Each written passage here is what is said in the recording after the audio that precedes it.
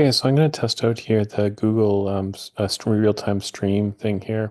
So I'm using Google AI Studio, and so this is going to be streaming real time and seeing my screen, and we're going to test it out, its ability to actually create a synoptic report using a publicly available teaching slide and a synthetically generated pathology report that I generated.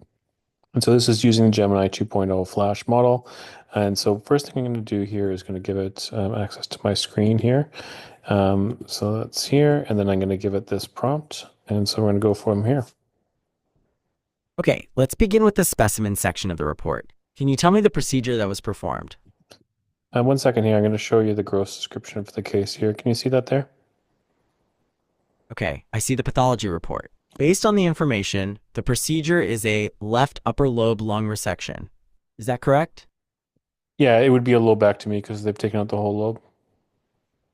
Okay, so the procedure is a lobectomy. Now, for the specimen laterality, would that be considered the left side? Correct, yes. All right, so for the specimen laterality section, we'll mark left. Next, let's move on to the tumor section, starting with tumor focality. Do you see anything in the gross description that indicates whether the tumor is a single focus or multiple foci? I don't know, what do you think? Based on the gross description, it mentions the mass measures 5 centimeters in greatest dimension and appears well circumscribed. This suggests a single, well-defined mass. Would you agree that we should mark single focus for the tumor focality? Yeah, I agree. Let's do that. Okay, we've marked single focus. Now, for tumor size, the report says the greatest dimension is 4.5 centimeters. It also mentions that the overall lung resection measured 15.0 centimeters by 10.0 Yeah, centimeters. it's just actually the greatest dimension here. So let's use that as 4.5 centimeters. Okay, so we'll record 4.5 centimeters for the greatest dimension. Since there are no other dimensions provided for the tumor, we will leave the additional dimensions blank. Is that correct? Yeah, sounds good. No problem. Next, let's look at the histologic type. Do you see a specific type mentioned in the gross description? I actually have the slide here, so I'm going to show you a few different views here. So this is one view here of an area, and then let's see, we have some areas that look like this here. I don't know, what do you think the histologic type is? Okay, thank you for sharing the slide view. Based on the images and the papillary growth pattern, it appears to be an adenocarcinoma. Does that align with your assessment? Yeah, I think a lot of it is actually acinar growth pattern, but I think I agree. Maybe there are some papillary areas here. I think there's also some lipidic growth here as well.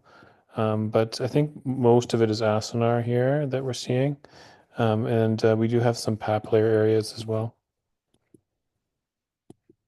Okay, so based on the slide, it appears to be mostly acinar with some papillary and lipidic patterns present, which is consistent with adenocarcinoma. Therefore, we will mark adenocarcinoma for the histologic type. Does that sound accurate? Yeah, that's correct. Great. Now let's move on to the histologic grade. Based on your observation of the slide, how would you grade the differentiation of the tumor? It's mostly acinar and papillary, so let's do moderately differentiated. Okay, we will mark the histologic grade as G2, moderately differentiated. Now let's move on to tumor extension. Does the gross description or the slide indicate that the tumor extends beyond the lung? I don't know, do you see anything here about that? The gross description states, no pleural retraction or gross tumor extension through the pleura is observed. This would mean the tumor is confined to the lung. Is that your interpretation as well? Yeah, I agree with you on that. Great, then for tumor extension, we will mark confined to lung. Now let's look at the margins. Starting with the bronchial margin, the report indicates that it is inked blue and the mass is 2.0 centimeters from the bronchial margin. Based on that, should we mark the bronchial margin as uninvolved? Yeah, let's do that. Okay, so for the bronchial margin, we will mark uninvolved by tumor and specify the distance as 2.0 centimeters. Now let's consider the vascular margin. The report indicates this margin is inked black. Can you tell me if the tumor involves that margin? Yeah, I don't have the section up now, but it was negative, so let's indicate that's negative as well.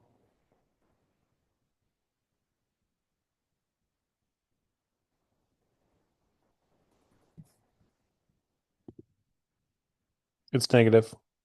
Okay, we will mark the vascular margin as uninvolved by tumor. Since a distance wasn't specified, we will leave that field blank. Finally, for parenchymal margin, the report says the tumor is 1.0 centimeters from the nearest pleural surface. Can you tell me if the tumor involves this margin? That's actually the pleural margin's not a margin. The parenchymal margin's right here. What do you think? Do you think there's tumor in this area? Based on the image and the fact that the tumor is 1.0 centimeters from the pleural surface, it doesn't appear that the tumor directly involves the parenchymal margin. Would you agree that we should mark it as uninvolved by tumor with a distance of 1.0 centimeters? Yeah, that's correct. Just for your reference, parenchymal and pleura are actually different. Okay, thanks for that clarification. We'll mark parenchymal margin as uninvolved by tumor with a distance of 1.0 centimeters. We have now completed all the margin sections. Should we continue on to the lymphovascular invasion section? Yeah, let's do it. Okay, let's proceed with the lymphovascular invasion section.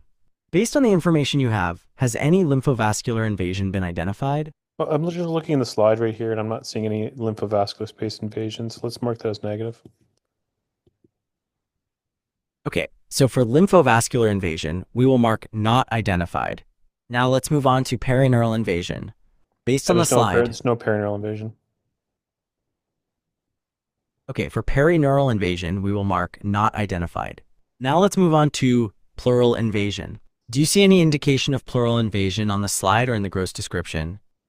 I'm just taking a look here. I don't have an elastic stain, but it looks here to be negative, so let's indicate that that's negative. Okay, we'll mark pleural invasion as absent. Now let's move on to the tumor necrosis section. Do you observe any necrosis in the slide, or is it mentioned in the gross description? I don't know. Do you see any necrosis here?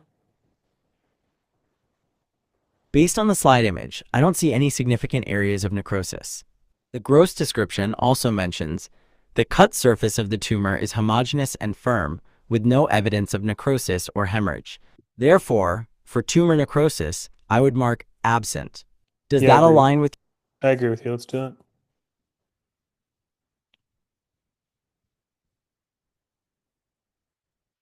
Agree. Let's go.